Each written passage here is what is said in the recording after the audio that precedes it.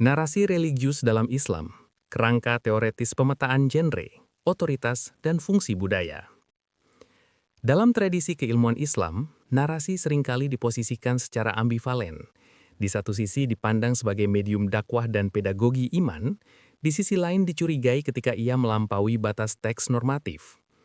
Padahal sejarah Islam menunjukkan bahwa narasi religius dalam berbagai bentuk dan genre merupakan instrumen utama transmisi nilai, imajinasi teologis, dan formasi kebudayaan Muslim lintas ruang dan waktu. Tulisan ini bertujuan menyusun kerangka teoretis pemetaan karya narasi religius dalam Islam dengan menekankan relasi antara genre sastra, otoritas teologis, dan fungsi sosial budaya. Kerangka ini penting untuk menghindari reduksionisme teologis terhadap karya sastra religius, sekaligus menghindari romantisasi yang mengaburkan batas epistemologis antara wahyu, riwayat, dan imajinasi.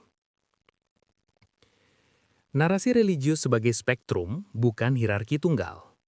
Narasi religius dalam Islam tidak membentuk satu kategori tunggal, melainkan sebuah spektrum tekstual yang bergerak dari normativitas wahyu hingga praksis budaya. Spektrum ini tidak bersifat hierarkis dalam makna nilai, tetapi diferensial dalam fungsi dan otoritas. Pendekatan spektral memungkinkan kita memahami bahwa sebuah teks dapat bernilai religius tanpa harus memiliki otoritas hukum. Sebuah narasi dapat membentuk iman tanpa menjadi dalil akidah, dan sebuah karya sastra dapat menjadi Islamik tanpa harus diverifikasi dengan standar hadis. Lapisan normatif, narasi wahyu dan sunnah. Pada ujung spektrum normatif terdapat Al-Quran dan hadis Nabi. Kisah-kisah dalam Al-Quran atau qasas Al-Quran tidak dimaksudkan sebagai historiografi atau sastra estetis, melainkan sebagai narasi hidayah atau hidayah naratif. Demikian pula hadis Isra Mi'raj yang sahih berfungsi sebagai fondasi iman, bukan bahan elaborasi imajinatif. Ciri utama lapisan ini adalah otoritas teologis absolut, fungsi akidah dan ibadah, dan resistensi terhadap adaptasi naratif bebas. Kisah, dari riwayat ke narasi dakwah.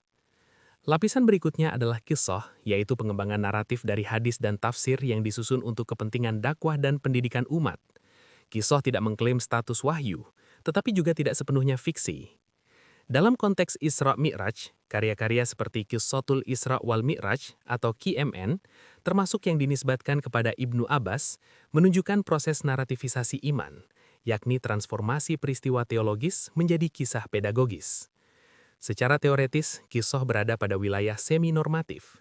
Ia bersumber dari teks otoritatif, tetapi diolah dengan teknik sastra. Hagiografi dan manakib. Genre manakib dan hagiografi memperluas spektrum narasi religius ke wilayah devosi. Fokus utamanya bukan peristiwa kenabian, melainkan figur-figur teladan pasca kenabian. Narasi ini berfungsi sebagai pengikat identitas komunitas, medium internalisasi nilai sufistik, dan legitimasi spiritual otoritas religius. Dalam teori sastra agama, manakib dapat dipahami sebagai sacred biography, di mana kebenaran naratif diukur melalui dampak spiritual, bukan verifikasi historis. Hikayat religius, lokalisasi imajinasi Islam. Ketika kisah dan manakib diterjemahkan ke dalam bahasa dan budaya lokal, lahirlah hikayat religius. Hikayat bukan sekedar terjemahan linguistik, melainkan adaptasi kultural. Dalam tradisi Melayu Islam, hikayat Mi'raj Nabi merupakan contoh paradigmatik. Ia merupakan resepsi atas QMN Arab, tetapi disusun ulang sesuai estetika sastra Melayu, kosmologi lokal, dan kebutuhan pedagogi masyarakat.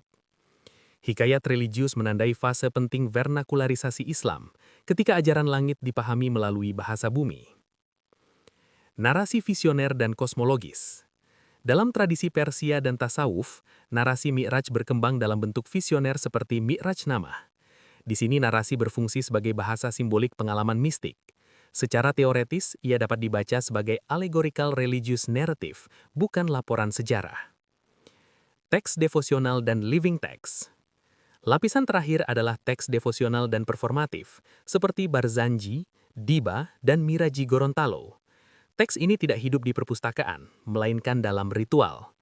Dalam perspektif filologi hidup atau living philology, teks seperti Miraji Gorontalo bukan sekedar turunan dari hikayat Melayu, tetapi reinkarnasi sosial teks yang maknanya dibentuk oleh konteks pembacaan, waktu ritual, dan partisipasi kolektif. Implikasi teoretis. Pemetaan ini membawa implikasi penting bagi kajian sastra Islam. Menghindari teologisasi berlebihan terhadap sastra religius, menegaskan otonomi genre dalam tradisi Islam, membuka ruang kajian intertekstual lintas bahasa dan budaya, dan memahami Islam sebagai tradisi naratif yang dinamis. Penutup. Narasi religius dalam Islam bergerak dari wahyu menuju budaya, dari teks menuju praktik, dari iman menuju imajinasi sosial. Memahami keragaman genre narasi religius bukanlah ancaman bagi ortodoksi, melainkan pengakuan atas kecanggihan peradaban Islam dalam merawat iman melalui cerita. Dalam konteks ini, sastra religius bukanlah bayangan samar dari teks suci, tetapi ruang kreatif tempat iman diterjemahkan agar tetap hidup.